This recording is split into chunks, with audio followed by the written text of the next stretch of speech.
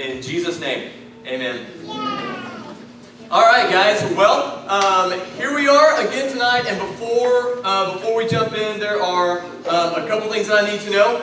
Number one, I need to know who today caught the pregnant catfish again. Anybody? Are you kidding? All of you caught the pregnant catfish today? Man, you weren't even here. You're not even telling me the truth.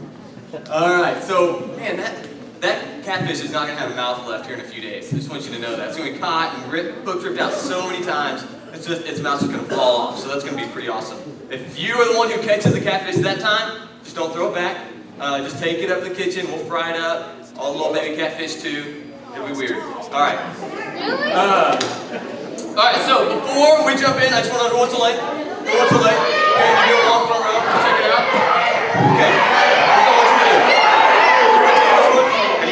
In the back to give that to, and I'm going to give you another one. Man, you were so disappointed for a second. I'm going to give you another one. Go find somebody. Leave that away to somebody.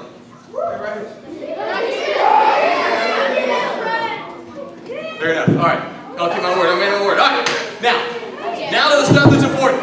Now it is time to talk about stuff that's important. Parents, I just want to, grandma, grandpa, aunts, uncle, whoever, brother, sister, whoever came tonight to hang out with the boy in the room tonight that you're with. Just want to say thank you guys for coming out. I'm so glad to get to hang out with you. I've had a great time with your boys, nephews, grandsons, what have you this week. It's been great.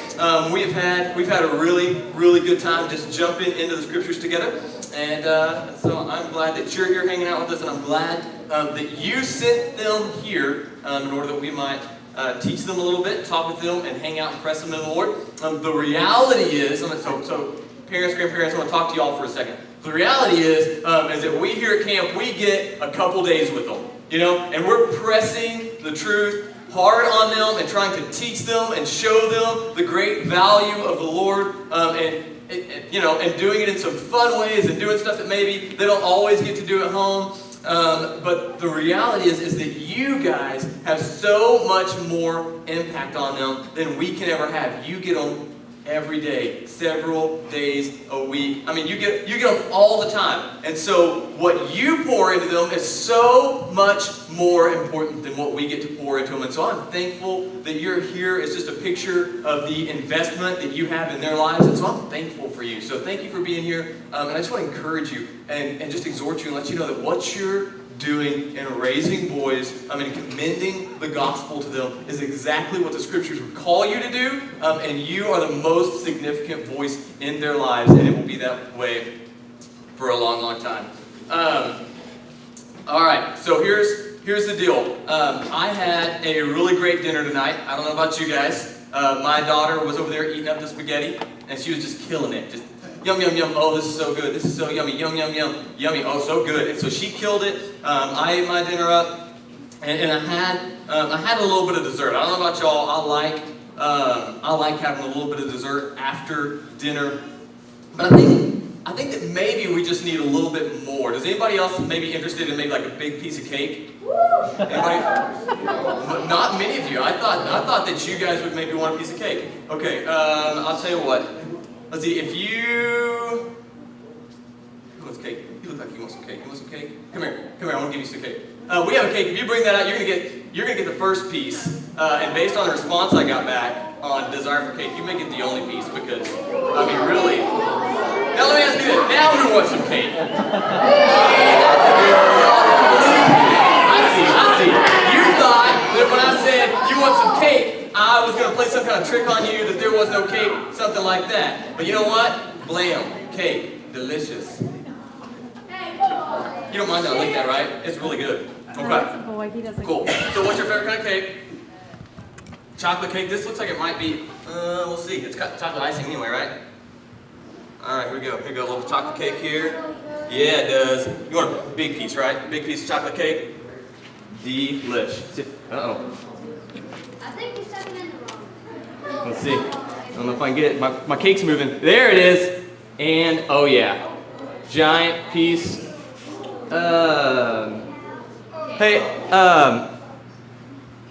There's something that's not right about this cake. It's number one, it's not chocolate. I think, can you tell what any of that stuff is in there? Because there's some stuff in there that's definitely not cake. I don't know what that is. Whoa, smell this. Check this out. Smell it. Just smell it. You want this cake? No. Guys, there's something wrong with this cake. It's got like, I think that's broccoli. Like I had Hot dog. and I think there's some kind of meat product in this. It's meat-ish. And is that hair? Okay, this makes me I kind of want to throw up some. I'll tell you what, I'm gonna leave this here because it's grossing me out. Okay. I'm sorry I don't have cake for you. Okay. You get a finger full of icing. It's a good trade. No. I'll tell you what, I got some glasses. Is that? I mean, it's not cake. You can't eat it, Yeah, but I'm thinking it's okay. it's better. It's better than that piece of cake. You can have that piece of cake with glasses. Okay. You sure? Okay, you can have the cake. All right, great. I have that. Okay, check it out. So this cake is nasty. Even though like it looked really good on the inside, but then I cut into it and it's just nasty inside. Like who makes a cake like that? That's nasty. Somebody's playing tricks on us. All right, so here's the deal. This cake is it's a picture for us, okay? It's a picture of this word called hypocrisy, okay? And hypocrisy is when the outside and the inside don't look the same, right? So this is what our cake is. It looks awesome on the outside. Like I want some, and you know what? Even the icing is legitimately good. Like I may go scrape the icing off later and eat it. It's good. But then you cut into it, and what's inside is not delicious. In fact, the smell of it makes me want to throw up some, okay? It is not sushi. Sushi's delicious, okay? And don't you ever ask me about that again. So it's really, really nasty on the inside, but on the outside, it looks awesome. And that's exactly what hypocrisy is. So when the outside looks one way, but then you look on the inside, and it's something completely different. And Jesus, he had a lot to say about hypocrisy. Specifically to some guys named the Pharisees, right? We talked about them this morning. The Pharisees were these religious leaders. They had the first part of the Bible completely memorized. They completely knew every word in the first 5 books of the Bible. They followed all the rules. They did everything right. And everybody, whenever they saw the Pharisees, they thought, man, these guys have it down. And the Lord is really impressed with them. They thought, man, God's really impressed with these guys called the Pharisees because they have the Bible memorized, a good portion of it. They're always at church. They're always doing the right things. They always are giving money to help people. Man, they're just doing it right. But Jesus looked at them and said, no, you know what? You have hearts that are prideful. And then he says some other things to them about hypocrisy. Okay, are you with me? Man, you just embarrass yourself in front of your families. Okay? So I'm just going to give you another chance in a minute. So you just keep your ears open because that was shameful. Okay? I still love you. Your family probably still loves you. Probably. But you just shame yourself. All right. Here's what we're going to do. I'll tell you what, before we do this, I want to throw up a picture for you. I mean, I don't want to throw up to the cake, but I also want to throw up a picture right here. Okay, so this guy, can anybody raise your hand and tell me what this building is? Anybody know? What's this building? Taj Mahal. All right, so this thing is sweet, right? This is actually one of the 7 wonders of the world. It's a really massive structure, really, really famous building, really great architecture. Just the guys who designed it were really brilliant. It's beautiful. It's a great, great structure. And it looks like, what does it look like? It does look like onions. That was brilliant. Yes. What else does it look like? What kind of building might this be? It's not an onion farm, okay? Or bakery. Okay, it looks like a temple. It looks like maybe a castle. Yeah, it's like really regal and beautiful, and it looks like someone important is in there. Now, if you were going to go here and have dinner, okay, if you're going to Taj Mahal to have dinner, would you have an awesome dinner or a nasty dinner? Awesome. It looks like it'd be awesome, right? All right, here's the kicker. This building, there's nothing in it but a dead body. It's a tomb. right? That's all that is in this building is just a dead body. There's nothing else in it. And so it's beautiful on the outside. It looks like a castle or like a palace, or like if you were to go in there and have dinner, it would be great. But on the inside, there's nothing but a dead body. The building's hypocritical, right? It's a hypocrite kind of, because the outside looks awesome and the inside is disgusting, right? Yeah. So here's what Jesus says. I want you to open up your Bibles if you have them. Open to the book of Matthew, chapter 23. Okay, so Matthew, man, somebody cost some money right here on the front row. Got to get paid. So Matthew is the first book of the New Testament, chapter 23. So that's the big 23.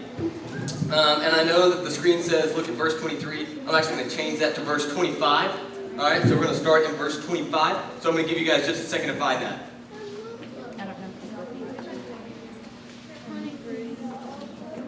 All right, you guys are looking. I hear the pages turning. And while you find your place, I'm going to find mine as well. Sound like a deal? Deal. Glad you agree. All right, so I'm going to set you up. Here's where we're at. So Jesus, he's talking to the Pharisees. He's talking to the Pharisees, and he's in the midst of kind of chewing them out. Okay, he's basically chewing out the Pharisees.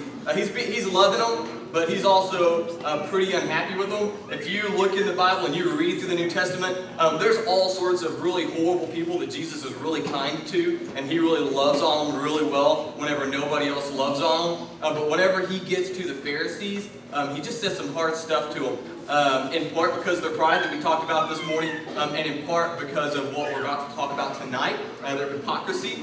And so Jesus just doesn't have a lot of patience with them because he sees into their hearts. And so here's what he says to them. Sounds like he's being mean. I promise that he's being loving, although the things that he says are very hard to hear. He says, "Woe to you, teachers of the law and Pharisees, you hypocrites." Okay, we're going to pause. So we know the word hypocrites means. It's a hard word in that verse. We know what the word Pharisees means. It's a hard word in that verse. The very first word that was pretty tough, woe. All right? He says, "Woe to you." And when he says that, he's not like, "Whoa." It's not that kind of woe, right? It's not like I've been surfing, I'm hanging out on the coast woe. What he means instead is, hey, it's going to go bad for you. Okay? So it's like a warning. It's like, hey, you are not in a good place. You are, you're about to fall into some destruction, right? You keep going on this path, and it's not going to end well for you. Okay, so when he says woe, he's saying destruction is coming for you if you stay where you're at. Okay, so that's what he says to them. "Woe to you, teachers of the law and the Pharisees, you hypocrites! You build tombs for the prophets and decorate the graves of the righteous." Right, so that seems like a good thing to do. Of the important, godly people who died, you build tombs for them. That seems like a good thing, right? And that's what Jesus intends it to sound like. I read the wrong verse. Y'all are like, what's he talking about? I lost my place. Let's try this again. Verse 25. "Woe to you, teachers of the law, and you Pharisees, you hypocrites! You clean the outside of the cup and dish, but inside they are full of greed and self-indulgence." Okay? So you're like, why does he have greed and self-indulgence in his dishes? That doesn't seem very possible.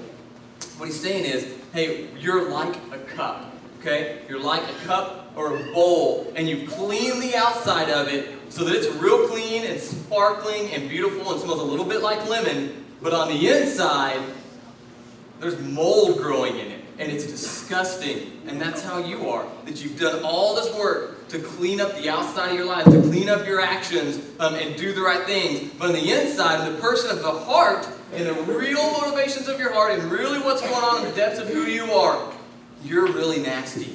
You have good outward actions and a heart that doesn't match. You're like the cake, beautiful on the outside and disgusting on the inside. Okay, let's see what he says next. He says to them that they're blind. "Blind Pharisees first. You should clean the inside of the cup and dish, and then the outside would also be clean." And he goes on, "Woe to you, teachers of the law and Pharisees, you hypocrites! You are like whitewashed tombs, which are beautiful on the outside, and on the inside are dead men's bones and everything unclean." He just said, hey guys, it's like he said, you're like the Taj Mahal, right? You're real clean on the outside, you look nice, you're decorated.